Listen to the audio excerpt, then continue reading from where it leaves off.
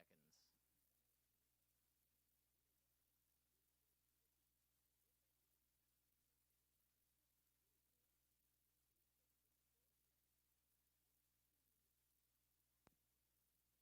Fifteen,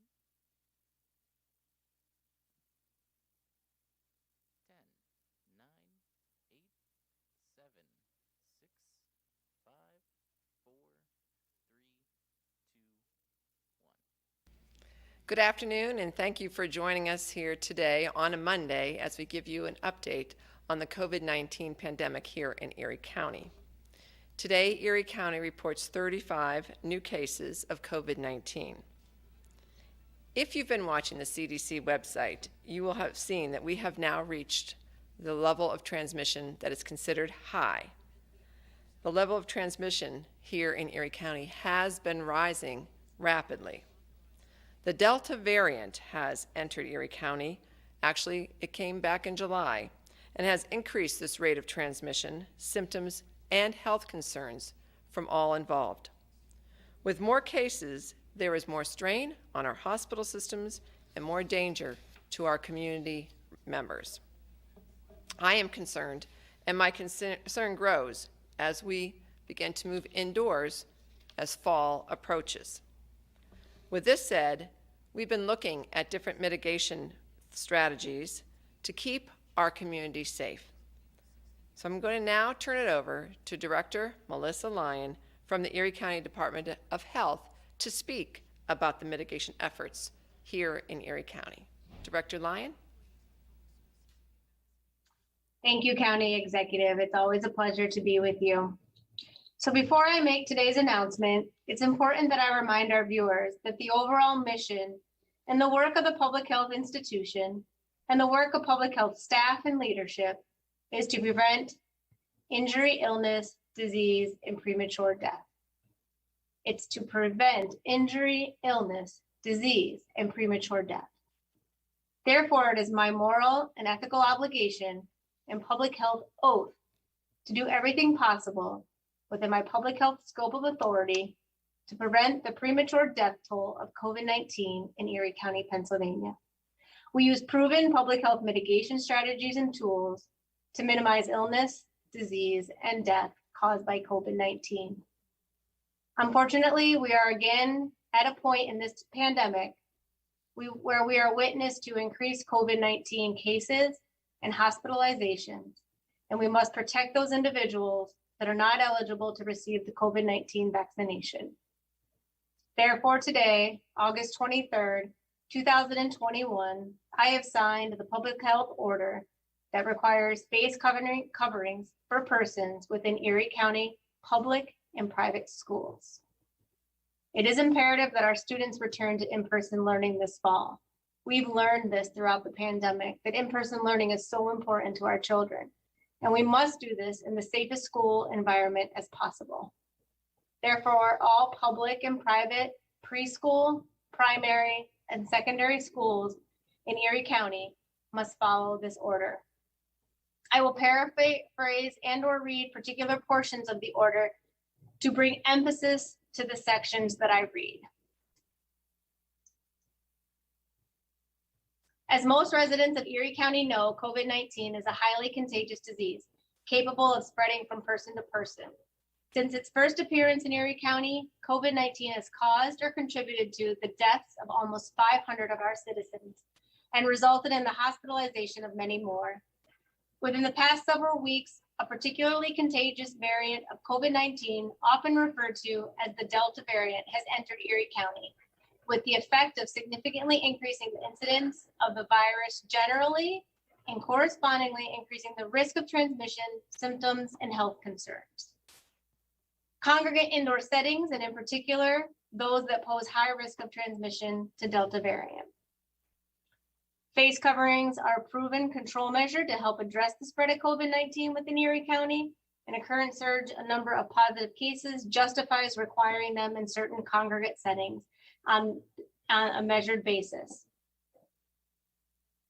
The Department of Health and the CDC has determined that recent case counts in Erie County constitutes evidence of high community spread.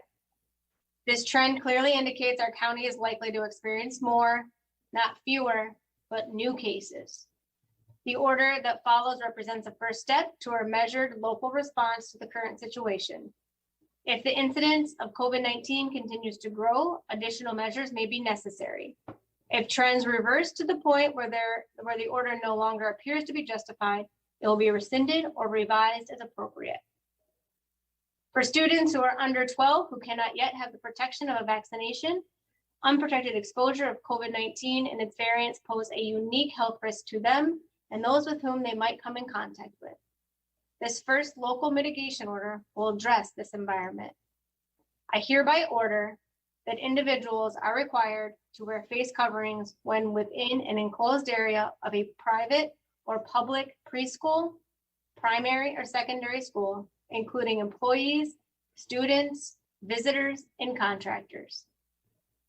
Thank you, County Executive, for allowing me to make this important announcement today and this order that I've signed to protect the health and safety of our children and get them into school learning in a safe environment. Back to you. Thank you so much, Director Lyon, and I want to personally thank you for your continued dedication to the residents of Erie County, and particularly today to our children. This masking order for schools will help to keep our people safer here in Erie County, but I will emphasize that slowing the spread of this deadly virus is truly a community effort.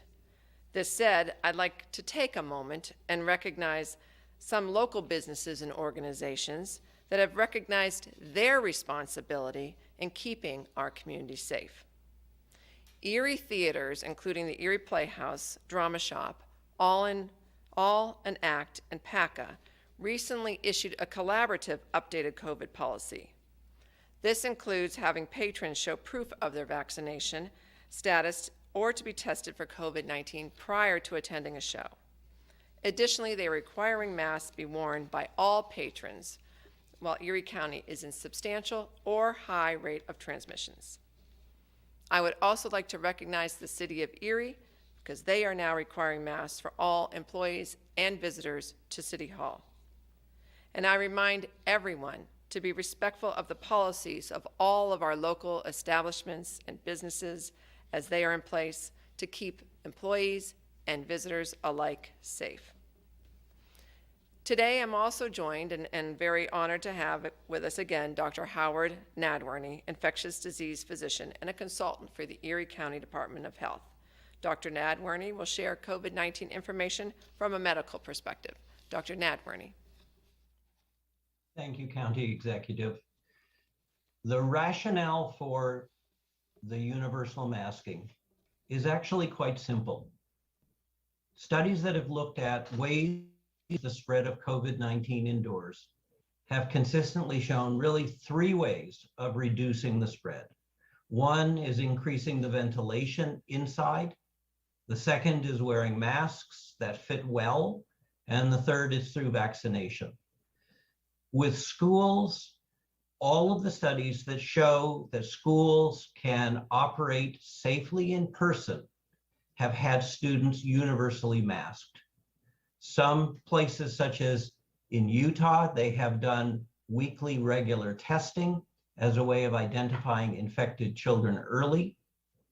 But all of the studies involved universal masking. I am not aware of any studies that have shown that when students are unmasked, that it is safe from COVID to have school in person.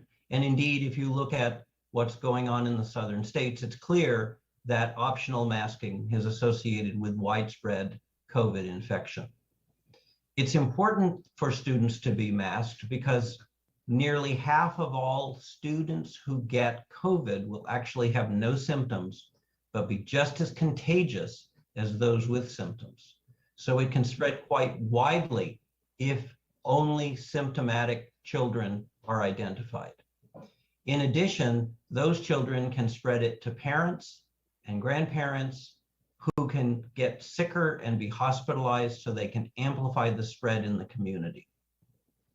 So being safe in schools really requires that students all be universally masked. In addition, if students become ill, then that is going to be more disruptive to the educational experience, as they will be much more likely to require learning at home, or perhaps even being removed from their learning experience. So keeping kids safe in school and having them masked really go together. Remember that although it feels as if there's not much COVID in Erie right now, that Delta is very much like a forest fire that is spreading from other areas to us. Just as in a forest fire situation, you don't wait until the fire has consumed the county to respond, so it is with this, that it would be far better to respond early so that we can keep the number of cases down. Last winter, when we had our major surge, healthcare workers were extremely overworked and exhausted. And now that they are seeing cases go up in the hospital again, there is a high stress level already, because they are worried that it is going to be as bad as it was last year, which it may well be. And they are getting very fatigued early on, taking care of the many unvaccinated people who are getting hospitalized with COVID. So wearing masks and trying to reduce the spread in the community now will clearly help our hospitals and our healthcare workers, as well as keeping the community healthy and hopefully keeping the numbers of infected people down. Thank you very much. Thank you. Thank you, Dr. Nadworny. This universal masking order for schools is truly about saving lives. We all must use the tools we have to slow the spread of COVID-19 within our community. We have the benefit, as Dr. Howard Nadworny iterated, of seeing the experiences of those communities who've already returned to school in our nation. We know from watching those communities that our best chance of uninterrupted in-person learning for our children is by providing as much protection as we can by masking and having all eligible people vaccinated. I have reached out to the superintendents of our public schools throughout the county, and they are largely in support of the order. They recognize that this will help them maintain safe, in-person instruction, which is truly what's best for our students. I ask that all of us do what is right to keep ourselves, our loved ones, and especially our children safe. Get vaccinated if you're not vaccinated. Wear a mask when indoors with others who are not in your household. And do what you can to keep our community safe. It truly is the responsibility of each and every one of us. And now I'd like to turn it over to media.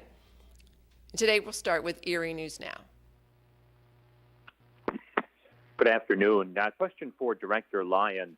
Director, 5 days ago we had a plea to wear masks indoors, a suggestion that schools should issue a mask mandate. What changed between now and then that made you say it's time to pull the trigger and issue a countywide mandate? Thank you for the question.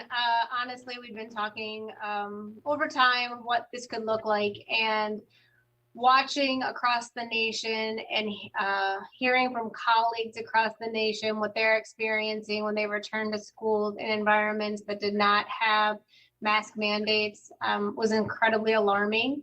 And then our numbers had increased and hit the high spread, which is the highest level of warning sign that we are in high transmission rates. And how quickly that happened, roughly a 36% increase in a 7-day period, really made us need to take action.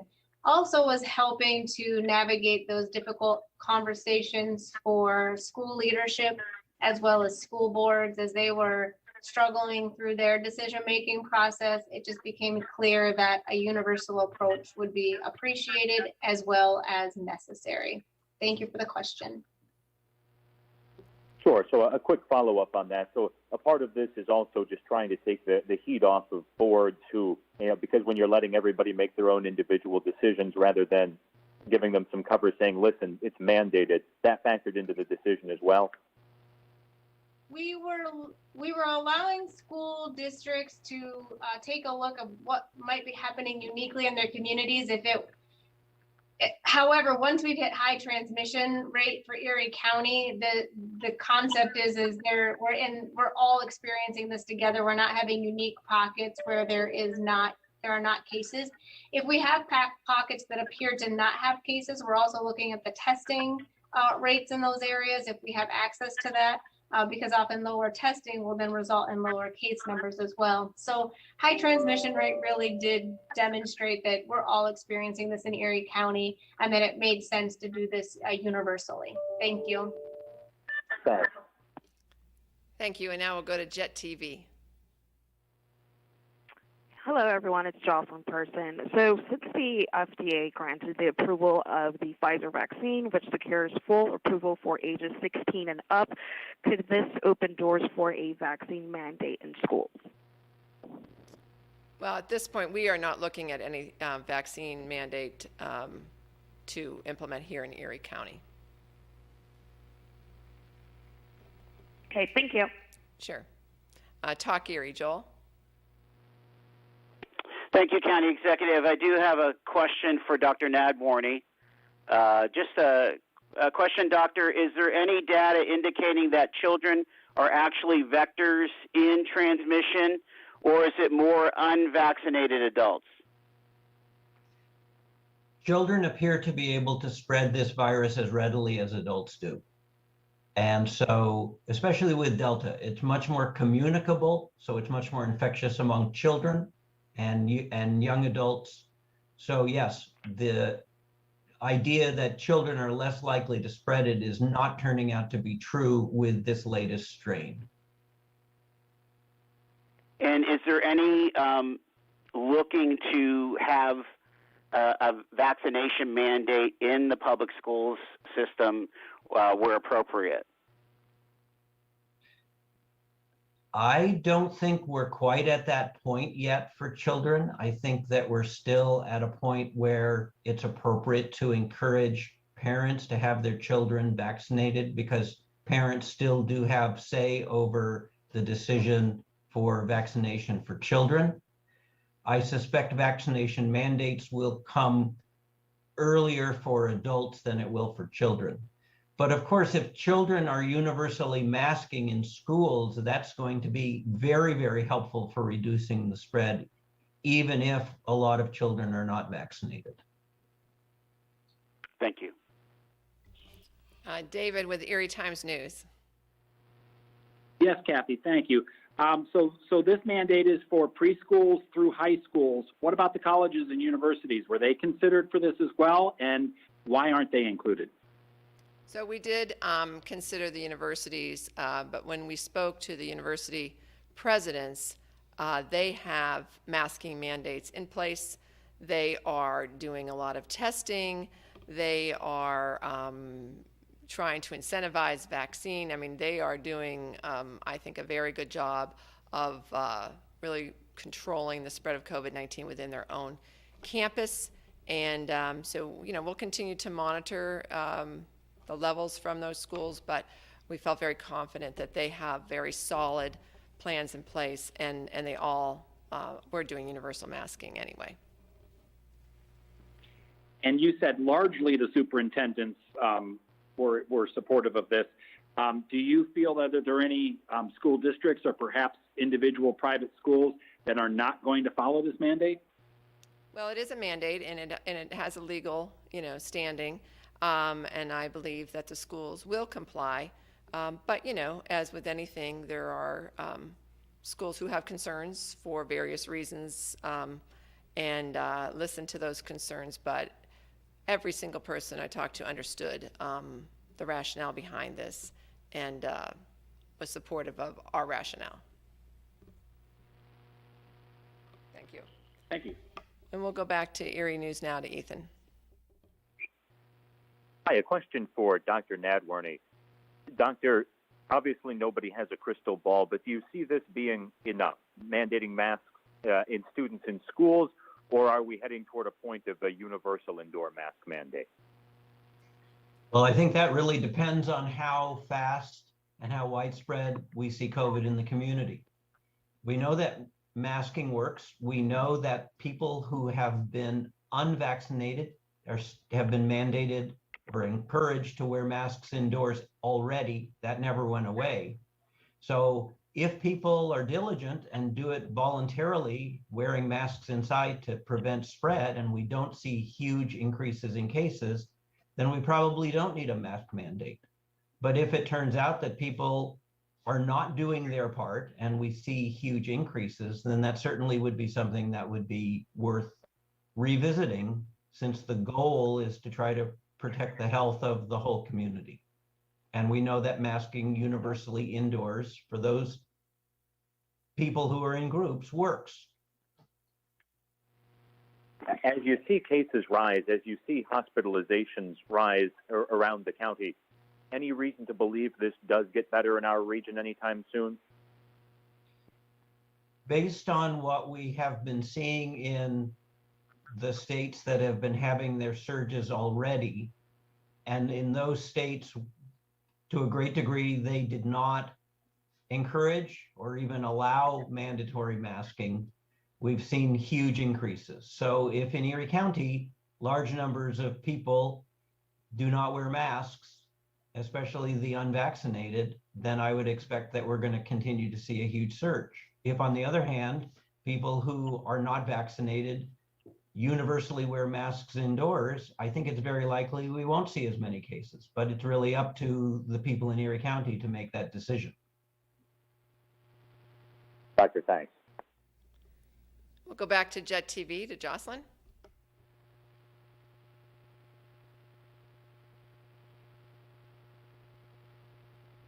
Jocelyn, are you there from Jet TV? Okay, we'll go on to Joel at Talk Erie. Thank you, County Executive. This is a question for Director Lyon. Melissa, do you have any confidence level for the state of the ventilation systems in the various schools across the county? Thanks for the question, Joel. I am not an expert on the school's ventilation systems. I know that many of them were working to make increased ventilation, made a lot of changes to their school settings, reinvested in what this looked like so that they had the safest environments for their school districts. But I am not the expert on the ventilation systems, nor do I know which school districts had made those types of modifications. I'm sorry that I don't have that information for you. Do you anticipate that the environmental team will make that a priority to maybe even grade ventilation systems on a school-to-school basis? I don't think that we get to a grading process for ventilation systems, but we are always a resource for the school district should they want us to come in and take a look at any of the mitigation efforts or strategies or processes they've put into place. We've worked very closely with them throughout their startup school year. We have calls regularly, and I'm confident that they know they can reach out to us. One of the things that I haven't mentioned, which will be really, it's unique and it's really beneficial to keep students in-person learning, is with universal masking. This will be less disruptive for the quarantine process because all students, faculty, employees would be masked. So while they're in-person learning, as long as everyone is wearing their masks appropriately in the classroom setting, if there is a positive case in that classroom, it will result in very few quarantines because of that universal masking strategy. So that does add an extra layer of benefit for the schools, the parents, the children, their learning, staying together and being able to socialize in that school environment. So it's a unique piece to this for sure. Thank you. Thank you. David with the Erie Times News. Sure. Another question for Melissa. Melissa, if you could, can you outline the specific powers the health department has to issue a mandate like this that spreads across all the school districts and other schools in Erie County? Yeah, it's outlined in the actual order itself.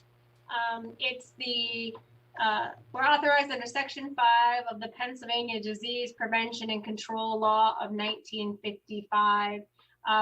It's Section 521.5 and regulations in section of the Administrative Code of Pennsylvania. So the order actually has that outlined, and you're welcome to track that down, David. Thank you. I appreciate it, Melissa. Thank you very much. Just a follow-up for the county executive.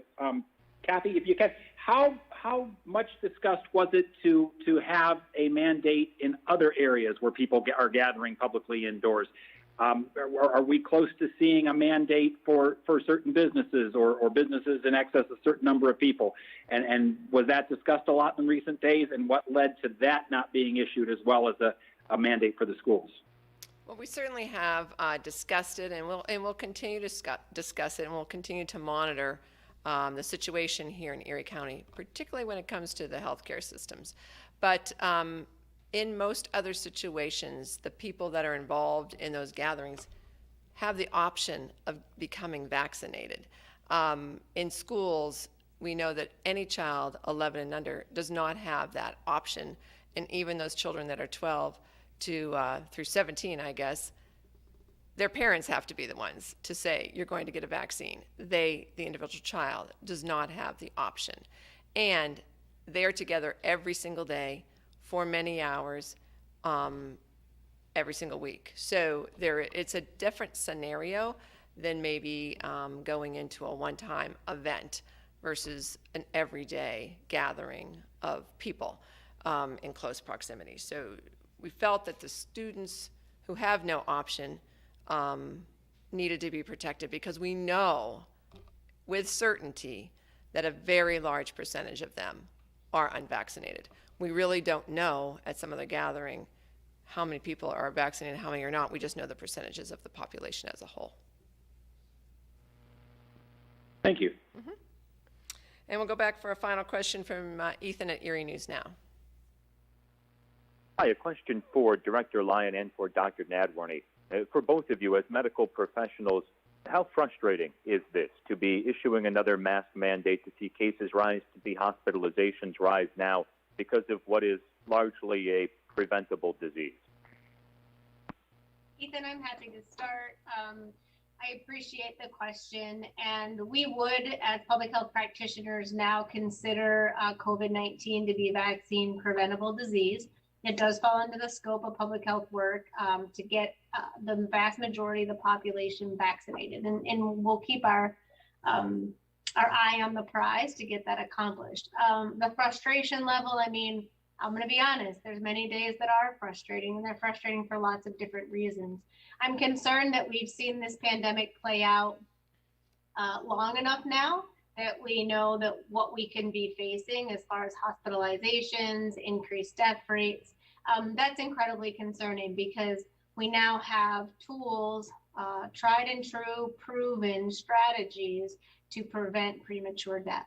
And so if I'm frustrated in any level, it's just due to the concept of the amount of work that's still before us in order to get through this pandemic. But also understand that there are so many other people that have had their own level of frustration, that I don't want to minimize that. It's just, I now know what we're looking to in the future, and it can still be quite some time before we're comfortable and through the pandemic. Thank you for asking that personal question.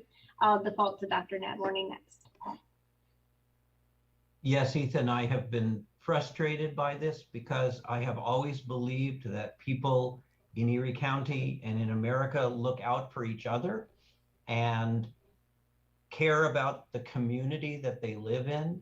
And I see a lot of people behaving in ways that runs totally counter to that. We know what has helped reduce the spread of this infection, and it isn't really that hard. It isn't that complicated. It certainly isn't as difficult as when we were in World War II or when there have been major natural disasters. So the concept that there would be a burden on people that's too hard for them to achieve doesn't really make sense to me. And particularly, I think that as we're learning that gatherings where either everybody is vaccinated or everyone has a negative test, such as Lollapalooza or the Newport Folk Festival, they've been able to have gatherings with very, very few people getting infection afterwards. So I think that until we get to a point where people have some consequence to their actions, it'll be hard for us to achieve what we need to do. I'm most concerned for healthcare workers because healthcare workers have to take care of all the patients who get ill. And when people are getting ill because they haven't done basic things to keep themselves well, it's very frustrating to us, especially because when someone gets sick with COVID and gets hospitalized, they're often there for several weeks. Even when they recover, it takes a lot of time and effort and care, and healthcare workers need to be really careful about not getting infected from them. So I think that's where my frustration comes from, is because healthcare workers work really hard taking care of everybody, and this extra burden that is to a great degree not necessary is frustrating. Thank you both so much. Thank you. We'll go back to Jet TV. Jocelyn, are you with us? All right, we'll move on to Joel with Talk Erie. Yes, this last question is for you, County Executive. The Health Department released their COVID-19 vaccinations by zip code printout, and there were 2 zip codes in Erie County with under 30% vaccination rates. 16401 Albion at 23.3, and then 16503, which is the east side of Erie, with 28.2. Can you react to those low vaccination rates, and what are some of the unique ideas that are being floated about to improve those numbers? Well, so we did have our mobile unit out in Albion, I believe it was past weekend, and I believe maybe about 7 people came in to get vaccinated, and 7's great, but obviously we would like that to be more like 37 or 57 or 107. So that's part of the frustration, is that we take the vaccine right to the people, but often the people aren't accepting of the vaccine. In the 16503, we've also taken the mobile unit and some other clinics into the neighborhoods, trying to increase the percentage of people who would get the vaccine in that neighborhood, that particular zip code. So we are trying our best to educate through trusted partners. I think whether it's through the neighborhood centers when we're in the neighborhood of the city of Erie, or whether it's churches in both of those zip codes and other zip codes too, or whether it's other leaders within those communities, that sometimes is the best way. And unfortunately, it often falls to the medical professionals. As I mentioned last time, I talked to a doctor who spends a lot of time trying to convince those who are unvaccinated to get vaccinated, and it really puts him behind in his day. But he feels it's so important that he continues to do that. So those are some of the strategies we are working on today. As we know, Pfizer is now fully approved as a vaccine, and I know that was some of the hesitation with some people. So hopefully after today's announcement, some of those who've been more hesitant will now move forward and get their vaccine. This is something we've all been waiting for, and we hope that that will happen soon with the other vaccines that are available to us. Thanks so much. Mm-hmm. And David with the Erie Times News. Yes, Kathy, this one's for you and for Melissa. Can you take me through the specific measurements that the county will look at when it comes time to rescind the universal masking at schools? Will it be the community transmission rate on the COVID data tracker that CDC has? Will it be the weekly case counts? Take me through what specific ones you guys will be looking at. Well, I'm going to say it's all that and more, but I'm going to turn it over to Director Lyons to talk more specifically on those public health measures. Thank you, County Executive, and thank you, David, for the question. Anticipating that this would be asked today, Kathy, or the County Executive is correct in that it's all of those. We'll be checking positivity rates. We'll be watching daily case counts. We'll be looking at hospitalization rates. We'll also be looking at county-wide transmission. I can assure you that we will not do anything prior to county transmission rates falling substantially into a low transmission rate. And from there, it would be substantial weeks of low transmission before anything would be modified or changed to that order. Thank you.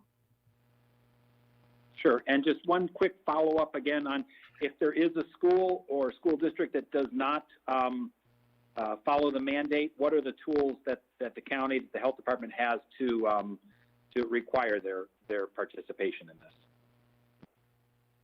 We will actually be working closely with our county solicitor on how we will be handling that through the legal system if necessary. I'm anticipating that won't be necessary. There seems to be a desire to do the right thing and getting students back into in-person learning in a safe environment, because we all know that's important. So I'm anticipating that we don't have to go that route. Thank you. Thank you. Thank you.